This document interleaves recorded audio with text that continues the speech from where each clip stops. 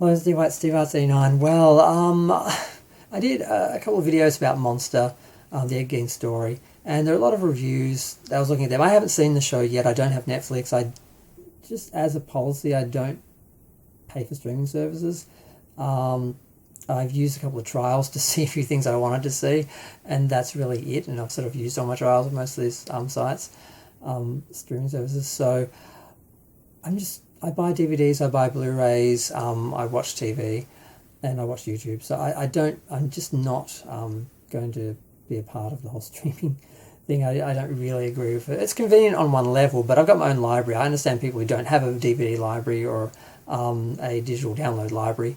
They sort of have, use for a library in the sky, even if it's ever changing and constantly being uh, having things removed and censored and edited and that, but they don't care because they don't care about film as art. It's just entertainment. It's just disposable content to them. So those people don't care.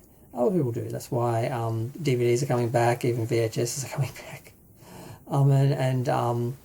Physical media never really went away. It just shifted from the primary sort of medium to secondary collector boutique sort of thing. It's never going away really. But Monster. The inaccuracies are starting to really, really mount up, and they're pretty egregious. Now, I was under the impression they'd misrepresented, was it Mary, was it Hogan? I'm getting, oh damn, the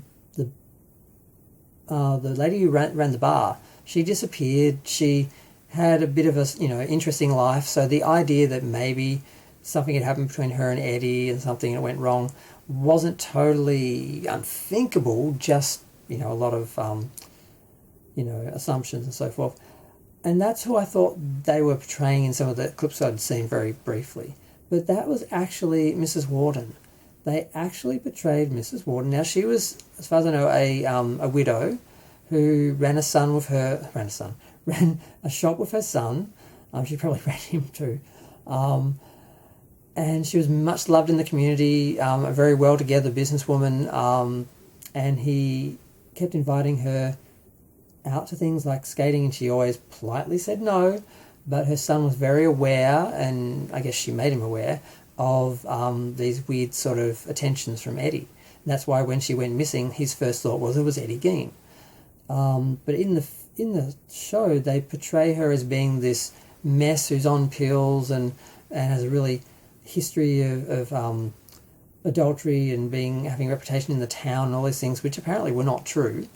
It's funny, the initial response from just regular people was one thing, but the response from all the critics and documentarians and murder serial killer experts who are getting around to seeing the film and doing their reviews and everything, we're sort of getting a different side of the reviews in the show now, where everyone's sort of attacking it because it's just grievously inaccurate in some ways. He has her go to dinner with him and go to a roller rink, and there's a scene where she takes her bra off in a cafe in 1957 and give it to him so he can sniff it, and all this stuff that just would have happened and didn't happen. She never had dinner with him. She never did anything with him. And they actually imply that she went back to his place and I think they had sex. The clips I saw, someone was reviewing it and doing a reaction. They blurred a bunch of screens in some scenes. So I'm not exactly sure what was happening, but it sounded like sex. I'm assuming they had sex. And then he goes, weird on her because he gets all religious after the fact. And then he shoots her in the head and he blew half her face off. That's not what happened. He shot her in the back of the head. Her face was perfectly intact. She had an open casket. The whole town come to see her because she was a pillar of the community. And to portray her in this way is just disrespectful, inaccurate. And I understand on some level they're supposed to deviate so they don't get sued or whatever, but they didn't just change a name. They changed the whole character and made her into someone else. They should have just created a new character. If they wanted to have this sort of scenario and relationship that he had, they should have done something like that rather than besmirch the reputation and memory of someone like this. And it's just really horrible. And they're only doing it because there's no one alive to sue. So It's pretty gross. And the other thing that was really off is, of course, the neighbour who was supposed to be a girlfriend. I've seen some more scenes of that where she's literally talking about him killing people in the bodies, and she appears to see things and be aware of, and just so many things that didn't happen. Like, he supposedly kills the two hunters, after killing one of the other. It's just no, that was, I think it was years before, and just things being so far off. It's just bad. I mean, and also the voice. We've all heard his voice now. I had never heard his voice until recently. Recordings of his voice came out, I think, in 2019. I hadn't heard them, but they're out there now. And he didn't sound like that. The talk was that he talked like that to please his mother, in sort of this high, light, effeminate sort of voice. But he didn't talk like that all the time. And after she passed, he just talked like a regular person. He might have been a bit quiet and a bit shy, maybe a little slow, but he didn't talk in that weird accent. It's like they are trying to make a character that didn't really exist. And the other issue is, by focusing so much on the potential cross-dressing, and we still don't really know what he did, they do seem to be vilifying queerness and transness and stuff like that on some level. And this, like, Ian Brennan apparently was more involved in this season than Ryan Murphy. Ryan Murphy gets all the blame because it's his show, he's producing it, but apparently Ian Brennan did more of the either writing or directing or both than Ryan Murphy. So it's more his show, he's more to blame for this. But and I don't know if he's gay or straight, but Ryan Murphy is, and he should be pulling back and saying, you are associating gayness, queerness, people like Anthony Perkins being in the closet, all this sort of stuff with this. And that may work to scare the straights and make a good show that scares all the straight people, but you're doing a bit of a disservice to the characters, to the queer community, and it's just all kind of gross. And I'm really disappointed because I was really looking forward to it. I was so excited to see this when I first found out that little Eddie Gein was getting his own TV series, and now we're getting a real monstrosity. I don't mind them focusing on Hitchcock's Psycho and Texas Chainsaw Massacre and the things that followed, because it's not just about Eddie Gein's story, it's also about his impact and the biggest sort of story that sort of icon had, that came from him, from Psycho and his legend. But it's okay to expand on that and show how that actually came from it, and actually show the differences between the portrayal and the actual real one, but they seem to be making the real story more like the myth, like with him running around for Chainsaw and all this sort of stuff, which we're pretty sure didn't happen.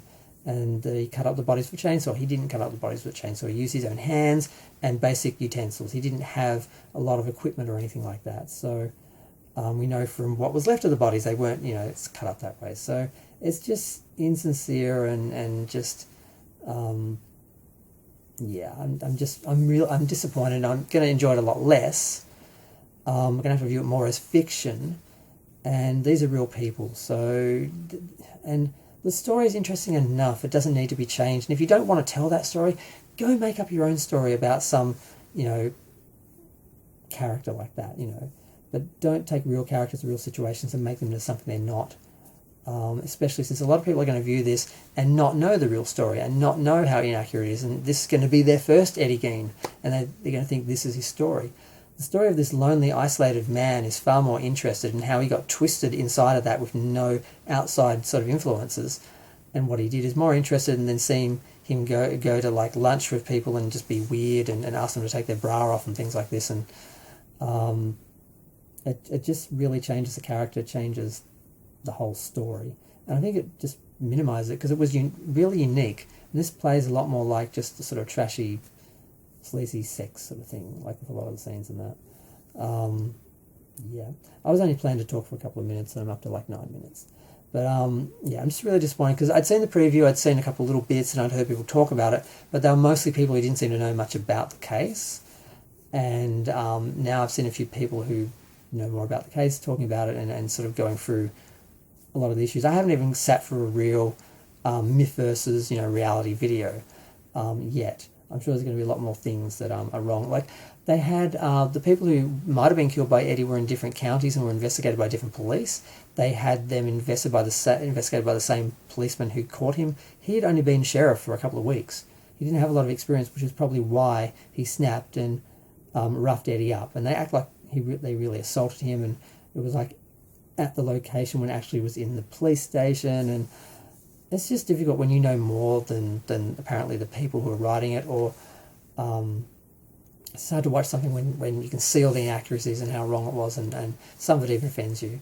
So it's just a missed opportunity to have done a really great series to really show Eddie Gein's story, which really stands on it own and doesn't need all this extra.